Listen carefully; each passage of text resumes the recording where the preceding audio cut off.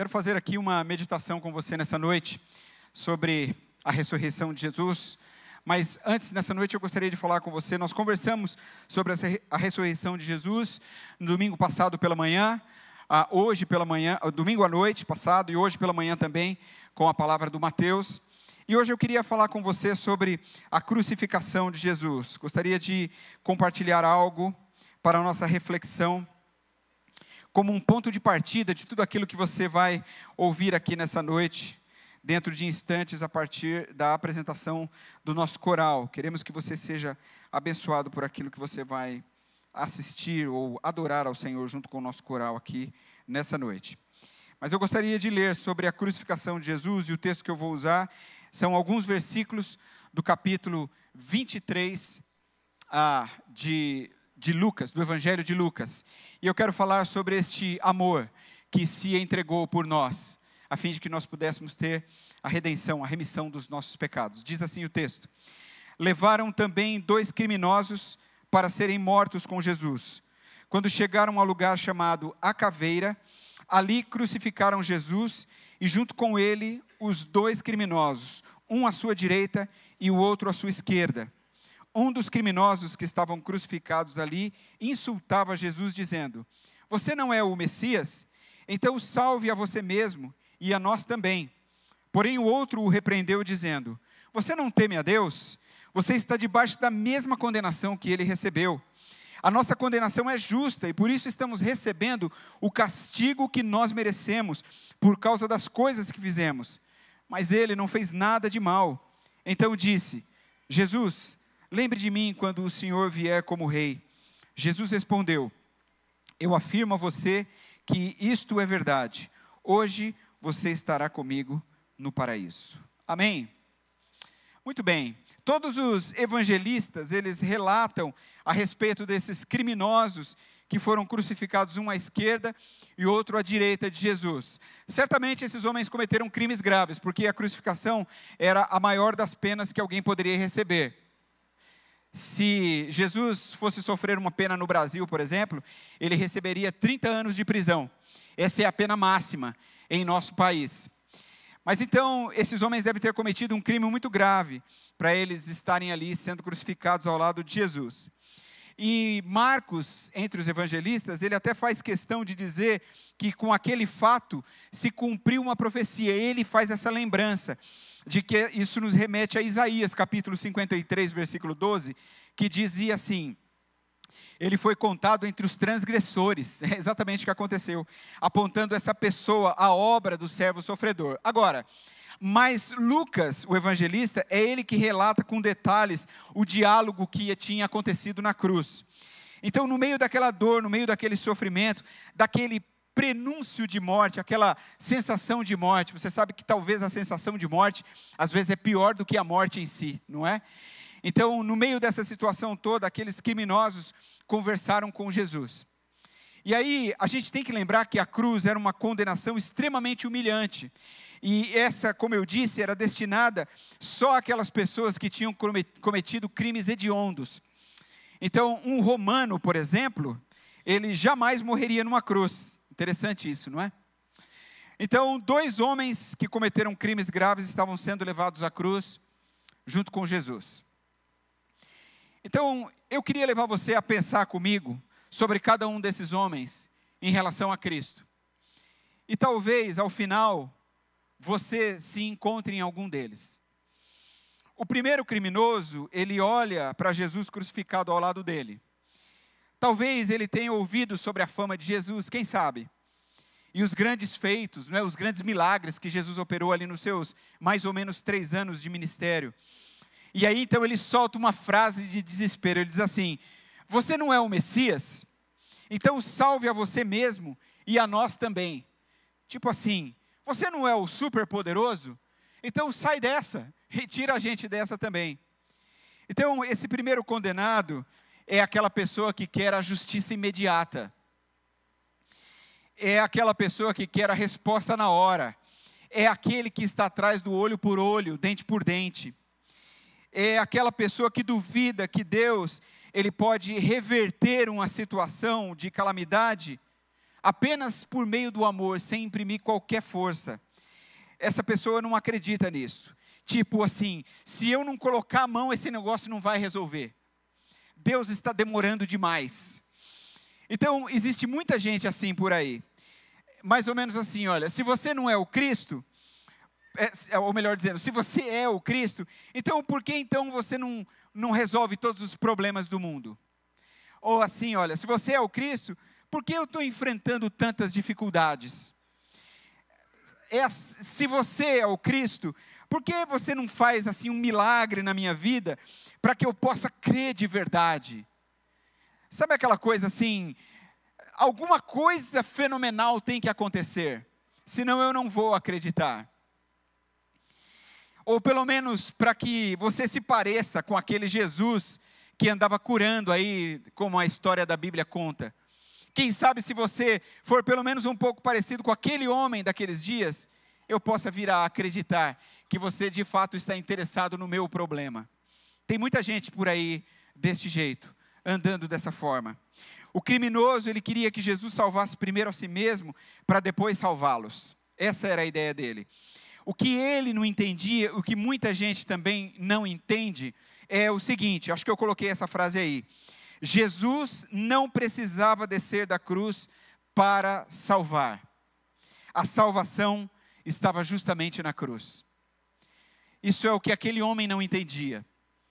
Talvez seja o que muita gente não entende ainda hoje. Por que tem que ser com sacrifício? Por que as coisas têm que ser tão difíceis? Por que a coisa não caminha de maneira suave? Por que eu tenho que passar esse perrengue todo na minha vida?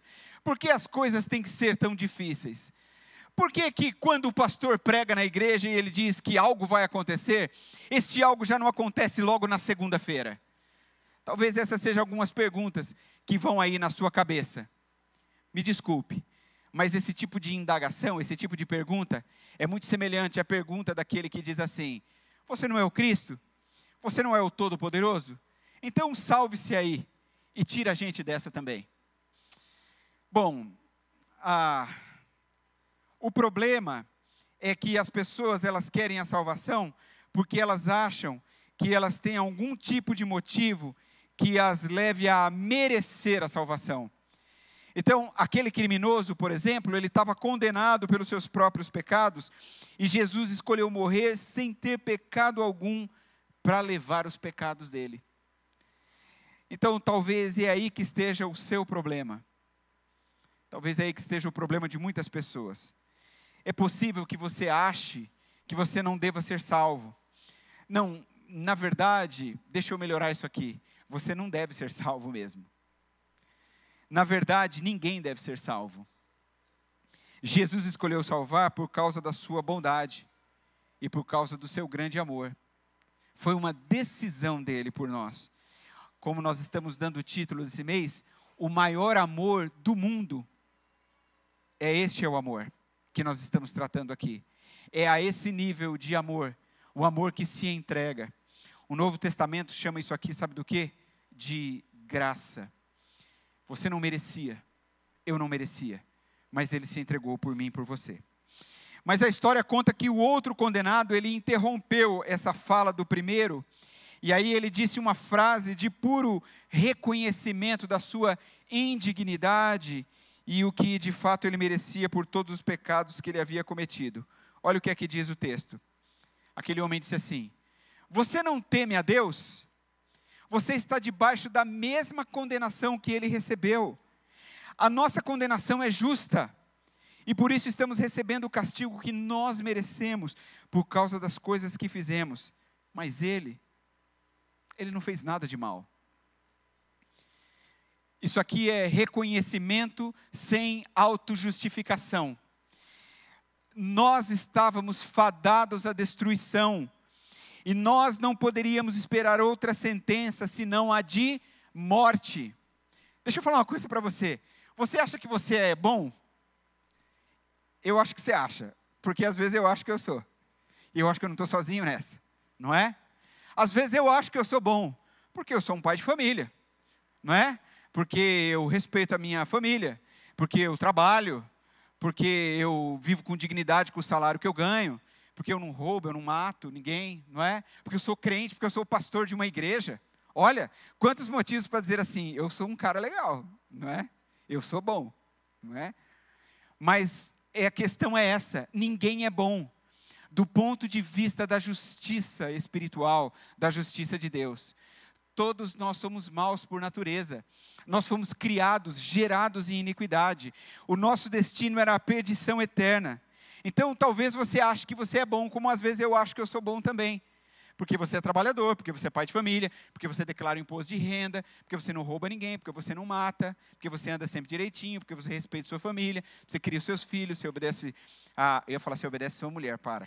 Você faz as coisas tudo certinho, você obedece seu patrão, você faz todo o seu trabalho, você respeita sua esposa, né? A mulher respeita o esposo, ama um ao outro, sei lá. A gente acha que todas essas coisas, elas fazem com que a gente seja bom, mas nós não somos. Tudo que se opera em nós é a misericórdia de Deus. Nós estávamos fadados à destruição e à morte. O Senhor entrou na nossa história.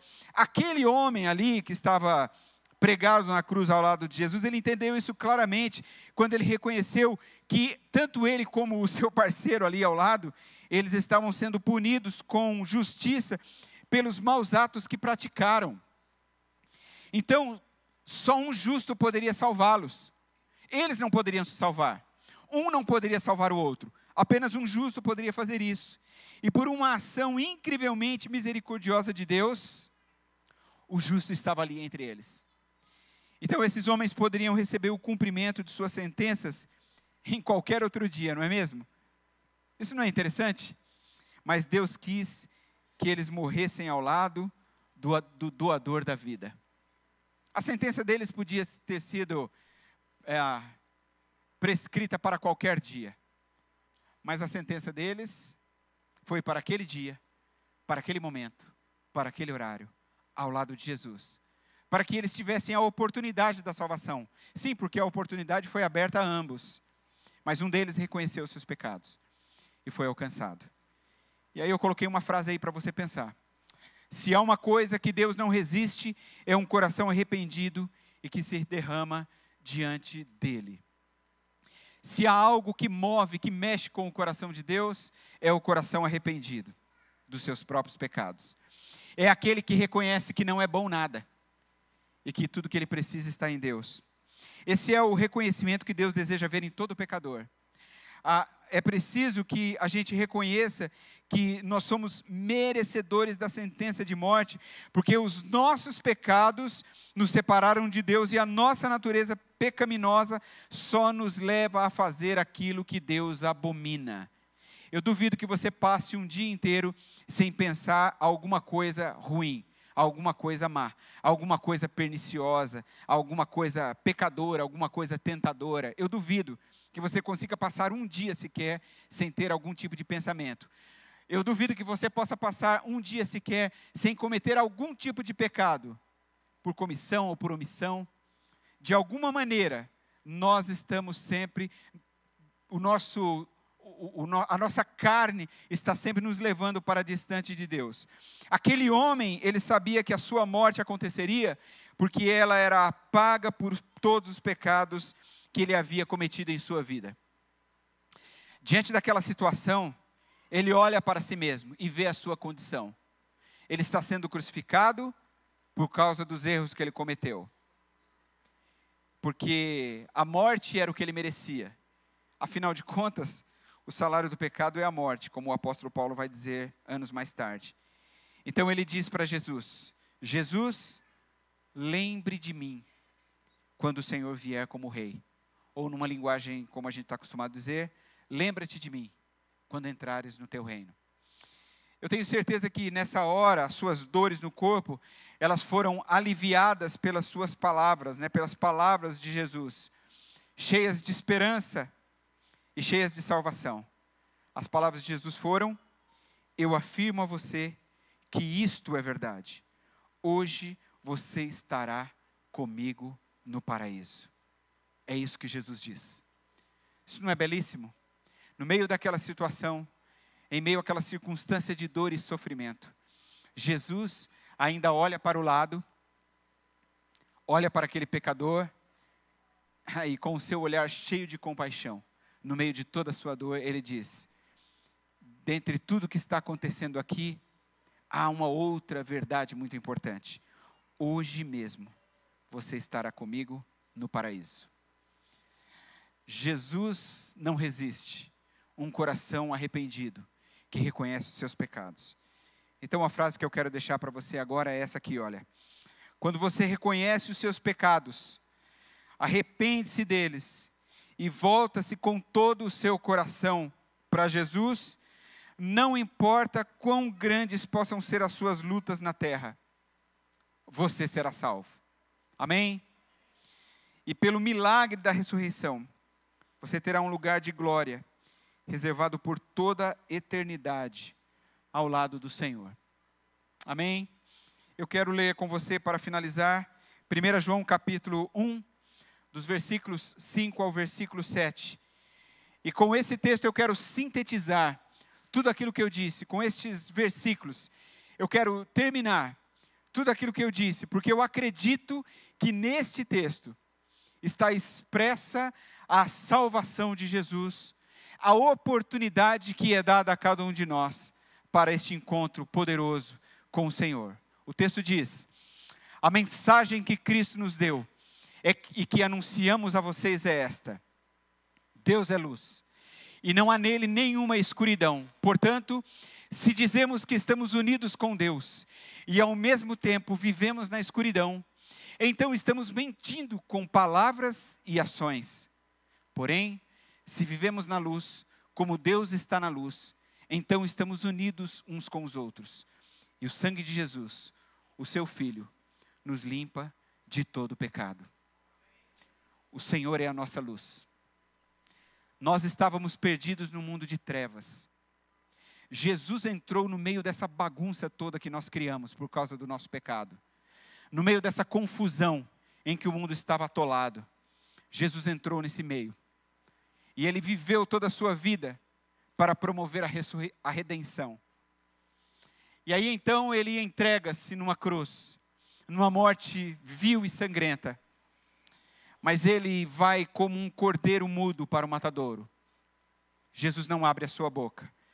Jesus poderia lutar, Jesus poderia reivindicar os seus direitos. O seu julgamento foi um julgamento iníquo.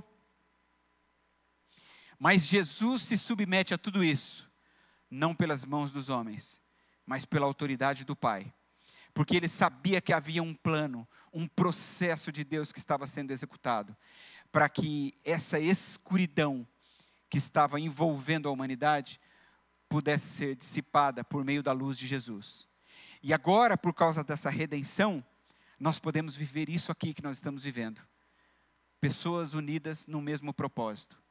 Gente diferente, pessoas de diversos lugares, de diversas culturas, de diversas camadas sociais, de cores diversas, de jeito diferente, mas unidos por um mesmo Cristo, por uma mesma cruz, por meio dessa salvação. E agora, por causa disso, nós podemos nos orgulhar, não em nós, mas em Cristo, porque o sangue de Jesus, o Filho de Deus, nos limpa, nos purifica de todo pecado. O pecado havia nos colocado aqui embaixo, e Jesus Cristo desceu aqui, para que nós pudéssemos ter um encontro com Ele. E agora, Ele nos exalta, Ele nos coloca em lugares altos, para que nós possamos viver debaixo da esperança da glória eterna, que um dia se revelará a nós, por causa desse sangue remidor, e essa salvação que recebemos por meio da cruz do Calvário, em nome de Jesus. Amém? Vamos orar? Obrigado, Senhor, por essa noite. Obrigado pela sua palavra. Que texto extraordinário. Que história incrível essa da morte de Jesus. Isso nos traz a salvação. Nós não merecíamos isso, Senhor. Mas o Senhor foi bondoso e generoso para conosco. E agora, por meio do sangue de Jesus, derramado na cruz do Calvário, nós podemos ter vida, e vida abundante. Somos gratos, Senhor, porque nós estávamos indo direto para a perdição eterna. Mas o Senhor apareceu na história. O Senhor mudou a direção. O Senhor interveio e reconstruiu os caminhos. O Senhor iluminou o caminho para que agora nós pudéssemos olhar para a cruz do Calvário, onde há redenção para nós. Obrigado, Senhor. Não há palavras que nós possamos expressar para agradecer. É por isso que entregamos a nossa vida. É tudo que a gente tem, é a nossa vida. Entregamos a nossa vida a Ti. É por isso que agora somos a Sua igreja, porque por meio dela nós queremos servir ao Senhor e devotar a nossa vida em adoração e em propagação deste santo evangelho. E agora, Deus, nós também pedimos por pessoas que possam estar aqui nessa noite. Talvez hajam pessoas aqui nessa noite que ainda não tiveram este encontro com Jesus, que ainda acham que são boas, porque fazem coisas boas nesse mundo, mas elas não são. Que elas reconheçam que elas precisam da salvação, da graça que está em Jesus, e que elas façam aquela simples oração que diz: Senhor Jesus, reconheço que sou pecador, entra no meu coração e muda a minha história, para a Tua glória e para o Teu louvor. Talvez hajam pessoas aqui nessa noite também, que um dia entregaram a sua vida a Jesus, mas que hoje estão distantes. Que essa seja a noite da sua redenção, a noite da sua volta, do seu retorno. Que elas possam dizer: Jesus, eu percebi que me distanciei do caminho, estava andando do meu jeito, mas agora eu quero voltar, eu quero viver debaixo da sua direção, eu quero me reconciliar contigo, e que essa seja a noite da sua mudança. Ó Deus, trabalha por meio do seu Espírito Santo, nos corações aqui, que a redenção possa acontecer, que a tua graça se derrame, e que o sangue de Jesus, que nos limpa de todo pecado, continue transformando vidas, para a glória do Senhor, em nome de Jesus. Amém.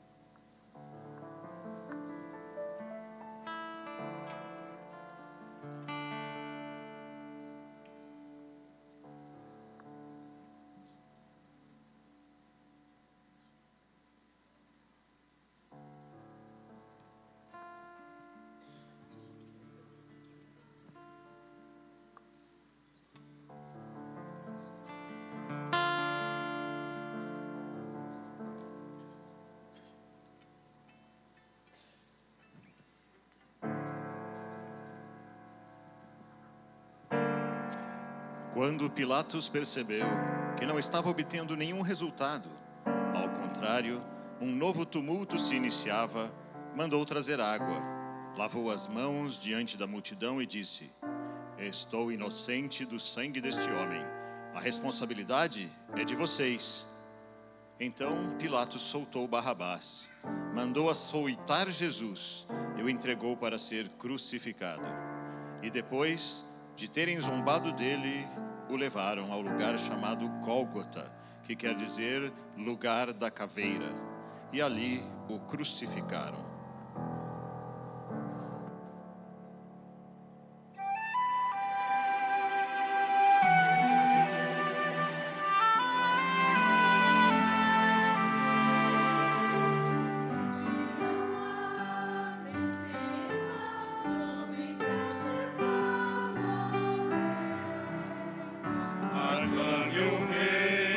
Zombavam dele, gritando crucificado.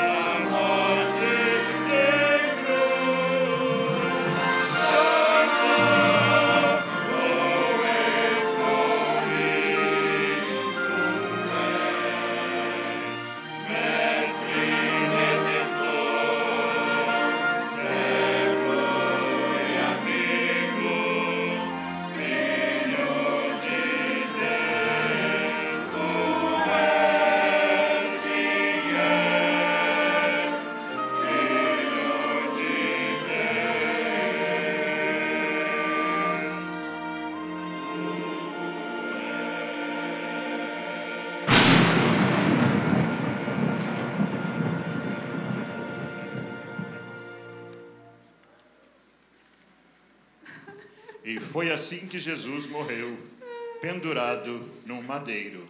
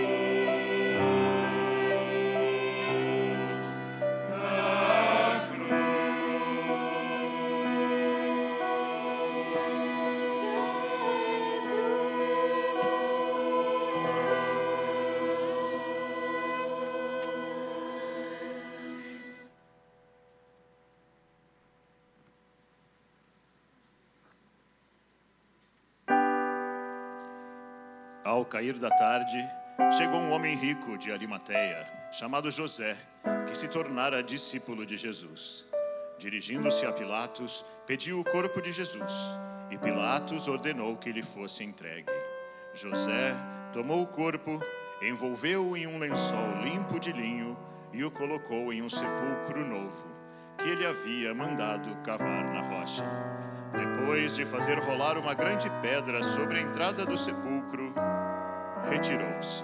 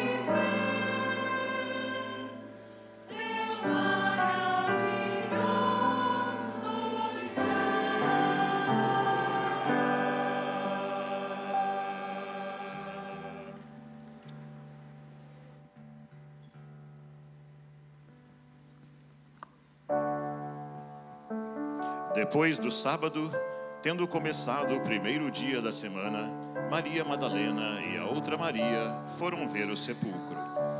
Eis que sobreveio um grande terremoto, pois um anjo do Senhor desceu dos céus e, chegando ao sepulcro, removeu a pedra da entrada e sentou-se sobre ela.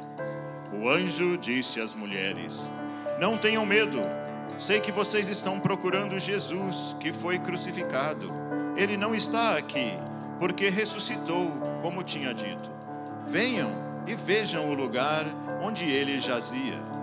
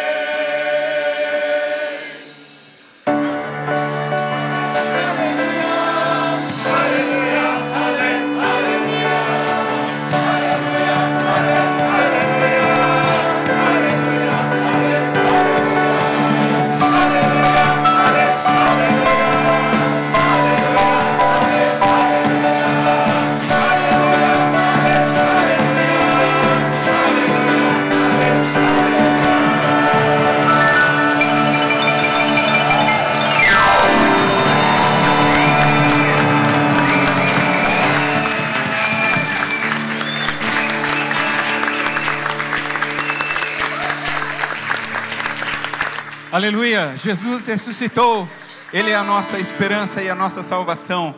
Que você tenha sido abençoado nessa noite, que você possa continuar glorificando a Deus durante todo este mês, agradecendo ao Senhor. Jesus, a nossa esperança. Que Deus abençoe todo o nosso coral, todo esse staff, todo mundo que trabalhou, danças, coreografias, música, som, luz, enfim, todos vocês que nos visitaram nessa noite. Que Deus abençoe a sua vida e que o Senhor continue a falar no nosso coração. Vamos orar. Obrigado, Senhor, por essa noite. Obrigado por podermos celebrar o Teu nome. Obrigado porque o Senhor é a nossa esperança. Nós adoramos o Senhor. Nós não adoramos a um Deus que está morto, mas adoramos a um Cristo vivo, que reina para sempre e que um dia voltará para nos buscar. Somos gratos a Ti, Senhor, por isso. Obrigado por essa igreja. Obrigado por esse tempo de celebração. Obrigado porque o Senhor tem cuidado de nós. Nós Te louvamos, Deus, e Te agradecemos. E pedimos que o Senhor continue abençoando a todos nós. E que essa bondade do Senhor se espalhe sobre nós. Que a graça do Senhor Jesus, o amor de Deus o Pai e a consolação do Espírito Santo esteja conosco, hoje e sempre. Amém e amém. Vamos aplaudir ao Senhor. Que Deus abençoe a sua vida. Amém.